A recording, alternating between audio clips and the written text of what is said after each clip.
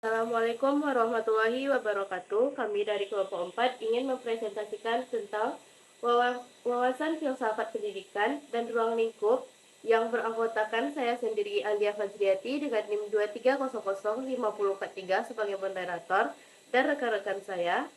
Perkenalkan, saya Karunia Zahwanita dengan NIM 23005073 sebagai penyaji. Assalamualaikum warahmatullahi wabarakatuh. Perkenalkan, nama saya Intan Dwi Wahyuni dengan NIM 23005067. Perkenalkan, nama saya Bimo Satria dengan NIM 23005050. Baiklah, di sini saya akan menjelaskan tentang pengertian filsafat pendidikan secara terminologi. Filsafat pendidikan adalah salah satu cabang filsafat yang ruang lingkupnya terfokus pada bidang pendidikan. Filsafat pendidikan merupakan filsafat khusus atau filsafat terapan. Objek filsafat pendidikan adalah kenyataan. Filsafat ini menyelidiki hakikat pelaksanaan pendidikan yang bersangkut paut dengan tujuan, latar belakang, cara, dan hasilnya, serta hakikat ilmu pendidikan yang bersangkut paut dengan analisis kritis terhadap struktur dan kegunaannya. Selanjutnya kita masuk ke beberapa definisi. Yang pertama, Muhammad Labil An-Najihi. Filsafat pendidikan adalah suatu aktivitas yang teratur yang menjadikan filsafat itu sebagai jalan mengatur, menyelaraskan, dan memadukan proses pendidikan. Selanjutnya, Kilpatrick dalam buku Philosophy of Education. Berfilsafat dan mendidik adalah suatu dua fase dalam satu usaha. Berfilsafat adalah memikirkan dan mempertimbangkan nilai-nilai dan cita-cita yang lebih baik. Sedangkan mendidik adalah usaha merealisasi nilai-nilai dan cita-cita itu di dalam kehidupan dan dalam kepribadian manusia. Mendidik ialah mewujudkan nilai-nilai yang disumbangkan filsafat, dimulai dengan generasi muda, untuk mendidik masyarakat rakyat membina nilai-nilai di dalam kepribadian mereka dan melembagakannya di dalam kehidupan mereka. Selanjutnya dari John Dewey. Filsafat pendidikan merupakan suatu pembentukan kemampuan dasar yang fundamental, baik yang menyangkut daya pikir atau intelektual maupun daya perasaan atau emosional menuju tabiat manusia. Selanjutnya dari Profesor Pramod. Filsafat pendidikan, kita harus membawa filsafat guna mengatasi persoalan-persoalan pendidikan secara efisien, jelas, dan sistematis sedapat mungkin. Selanjutnya dari Imam Barnadib. Filsafat pendidikan merupakan pengetahuan dalam kenyataan, merupakan jawaban dari pertanyaan-pertanyaan dalam bidang pendidikan. Baginya, filsafat pendidikan merupakan aplikasi suatu analisis filosof terhadap pendidikan. Filsafat tidak hanya melahirkan ilmu pengetahuan atau pengetahuan baru, melainkan juga melahirkan filsafat pendidikan. Filsafat merupakan kegiatan berpikir manusia yang berusaha untuk mencapai kebijakan dan kearifan, sedangkan filsafat pendidikan merupakan ilmu yang pada hakikatnya merupakan jawaban dari pertanyaan-pertanyaan yang timbul dalam lapangan pendidikan. Pendekatan individualistik. Satu, kontroversi yang dilematis. Mengenai kontroversi yang dilematis, kita meninjau berdasarkan poin silabus mengenai pendekatan individualistik.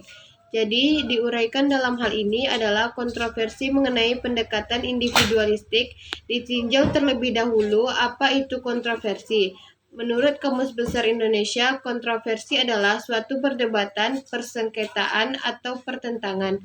Sedangkan dilema sendiri menurut KBBI adalah situasi sulit yang mengharuskan orang menentukan pilihan antara dua kemungkinan yang sama-sama tidak menyenangkan atau tidak menguntungkan, atau situasi yang sulit dan membingungkan. Jadi kontroversi yang dilematis ini maksudnya adalah suatu keadaan yang menimbulkan pro dan kontra di kalangan masyarakat, sehingga menimbulkan pertentangan yang membingungkan, di mana harus memilih dua persepsi yang berbeda dari satu permasalahan.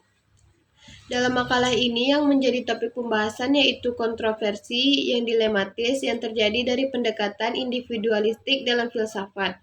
Individualisme adalah salah satu paham yang paling sering dibahas sebagai karikatur dalam banyak perdebatan di kalangan intelektual kita. sehingga menimbulkan pro dan kontra dalam memahami makna individualisme sendiri.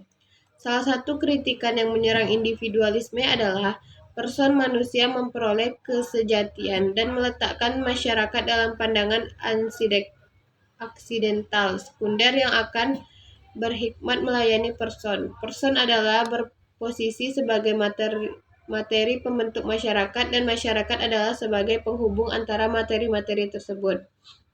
Misteri kehidupan. Menurut HBBI, misteri adalah sesuatu yang masih belum jelas atau masih menjadi teka-teki, masa belum terbuka rahasianya. Arti lain yaitu kenyataan yang begitu luhur sehingga secara mendasar melampaui daya tangkap manusia. Apapun yang semakin dapat dimengerti atau dihayati, tetapi tidak pernah ditangkap seluruhnya sehingga tak ada merupakan rahasia menyangkut kehadiran atau kegiatan ilahi. Ada satu pernyataan daripada ahli bahwa filsafat adalah suatu tidak tuntasan atau suatu fragmen yang tidak utuh, sedikit mengacu pada pendapat Eran Dorfman dalam bukunya Filosofi As. Menurutnya, berfilsafat merupakan suatu hal yang paradoksal. Jika tidak berfilsafat, kita ingin mendeskripsikan realitas sebagaimana adanya, namun agar dapat mendeskripsikan, kita harus mengambil jarak antar realitas itu sehingga tidak akan memilikinya secara utuh. Maksudnya berfilsafat bukan berarti kita mengetahui semua yang berkandung di alam semesta dengan seutuhnya. Namun melalui filsafat kita berusaha untuk mencari tahu apapun tanpa adanya batasan, termasuk misteri kehidupan di dunia ini. Walaupun filsafat adalah kegiatan olah nalar, yang sebenarnya digumuli di sana adalah kebutuhan terdalam ruh dalam dinamika jatuh bangunnya pengalaman, kebutuhan mendasar atas makna dan arah kehidupan. Kebutuhan tentang bagaimana misteri-misteri kehidupan bisa dijelaskan dan dipahami, kebutuhan untuk mengerti apa yang sesungguhnya yang diinginkan oleh jiwa itu sendiri. Seringkali pada titik terdalam ruh tersentuh dan terisi bukan oleh hal-hal material, bukan oleh kekuasaan atau kedudukan, bukan pula oleh kesuksesan, melainkan oleh rasa penasaran, petualangan, pencarian keharusan, keheranan, kegaguman yang seiring demikian misterius. Oleh karena itu, dalam berfilsafat kita dapat berusaha untuk mencari tahu tentang misteri kehidupan. Biologis manusia.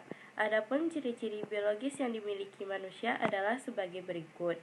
Manusia memiliki otak yang digunakan untuk berakal dan berpikir. Oleh karena itu, manusia adalah makhluk berpikir. Kemampuan manusia untuk menggunakan akal dalam memahami lingkungan merupakan potensi dasar yang memungkinkan manusia berpikir. Dengan berpikir, manusia menjadi mampu melakukan perubahan dalam dirinya. Dan memang sebagian besar perubahan dalam diri manusia merupakan akibat dari aktivitas berpikir. Oleh karena itu, sangat wajar apabila berpikir merupakan konsep kunci dalam setiap diskursus mengenai kedudukan manusia di muka bumi ini. Berarti bahwa tanpa berpikir, manusia pun tidak punya makna dan mungkin tak pernah ada. Manusia digolongkan dalam dua jenis kelamin, yaitu laki-laki. Ciri-ciri fisik manusia berbeda-beda dari setiap ras. Perbedaan ciri-ciri fisik terkait dengan tinggi badan, warna kulit, warna rambut, warna mata, dan lain-lain. Ukuran biologis banyak dipengaruhi oleh faktor keturunan.